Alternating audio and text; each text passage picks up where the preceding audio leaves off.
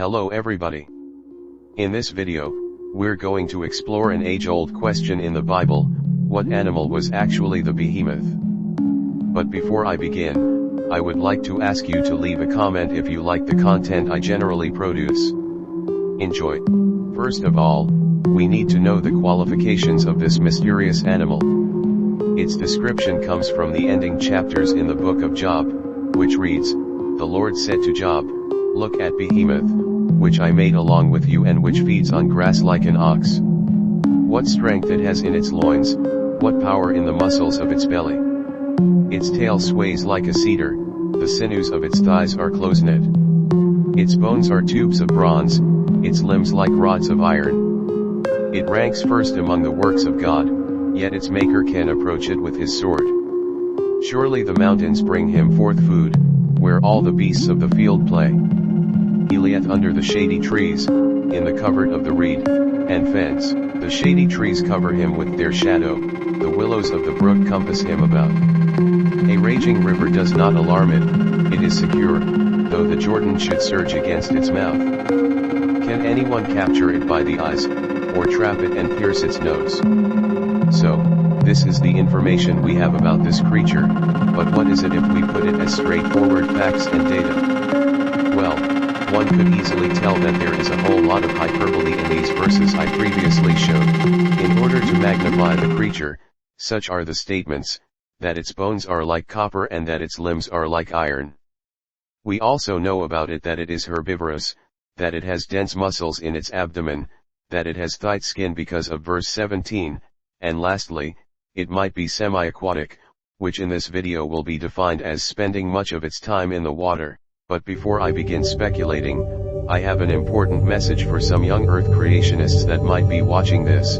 Some of you might say that because of this is an ancient prehistoric creature, like a sauropod for a famous example, this would prove young Earth creationism, and disprove the entire theory of evolution. But since I first read these verses, I've always seen it as God was showing Job revelations about it, put simply. Which would mean that he would just show him images of a long-gone organism. Since this is still my view on the matter as I am making this video, it will be under a such presumption. And for the rest of you, let's begin. If you personally believe in the theory of evolution, we might want to set from which age towards when this creature might have lived.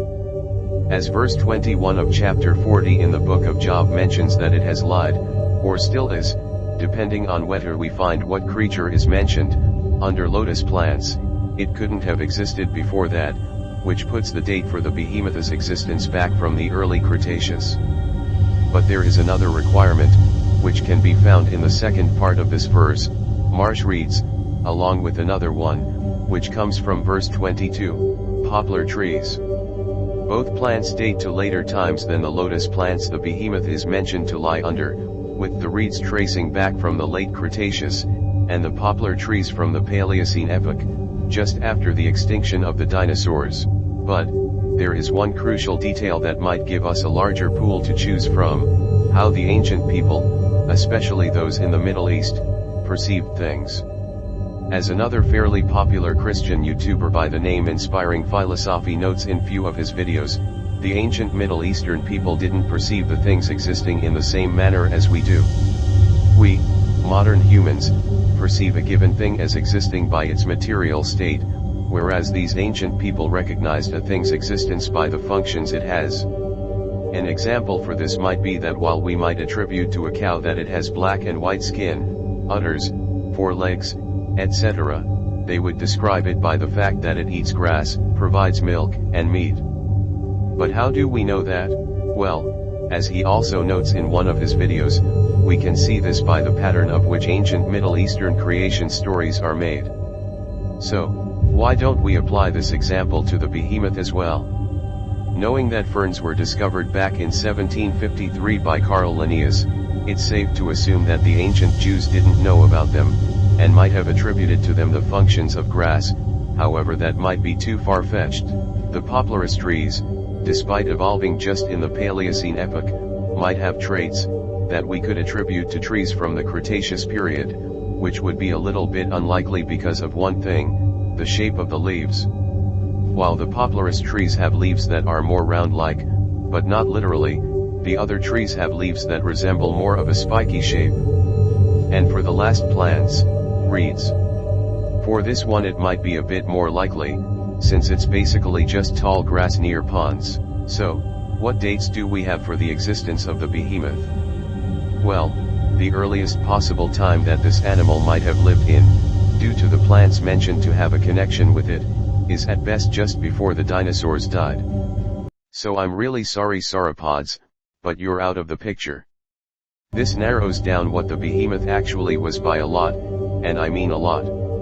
That is because, most animals from after the times of the dinosaurs that can kinda fit in that description are herbivorous mammals. What narrows it down even more is, that they're mentioned to reside under lotus plants, so we can sadly disqualify Paraceratherium. So what is left? Well, there's our main candidate, which actually many people think it's this, and it's actually called behemoth in the Russian language, the hippopotamus. But one problem with this is, its tail. In chapter 40 of the book of Job verse 17 it specifies, that its tail moves like a cedar, which is definitely far from what the hippo has. But, one little thing that could be for compromise is, that the cedar is not really thick, like branches of some other trees can be, so I'll give it that. Another prehistoric beast that could be a candidate for the behemoth is Thalassichthys, an ancient, now extinct, underwater species of sloths. It certainly has a tail like a cedar, but there's a big, very big problem. It lived on the South American coasts those millions of years ago, rather than in large lakes or ponds, as the text suggests. Another candidate I could consider is the now extinct large rodent, bearing the name Josfortigasia. It was a large prehistoric capybara-like creature, which lived in South America, specifically Uruguay. Its shape is overall buffer than the underwater sloth, which would kind of fit the description that it can stand in the way of the Jordan River. And unlike the hippopotamus, it had a longer tail, which I would see how it can be considered cedar-like. However, there's a problem for this creature to accurately fit all the qualities of the behemoth mentioned in the book of Job. It too, like the Thalassichthys, doesn't really live in areas where lotus plants might be located. I am saying doesn't really, because there is a chance it did, as their modern relatives, capybaras, live in areas such as lakes near marsh reeds. But even if it did, we would encounter one problem: it didn't really spend any time under lotus plants. And even if it did, it wouldn't have been much of the time anyways. But hey, if you have any other suggestions of what this mystical creature might have been, tell me in the comments. And remember, always remember, it's all just a speculation. Thanks for watching.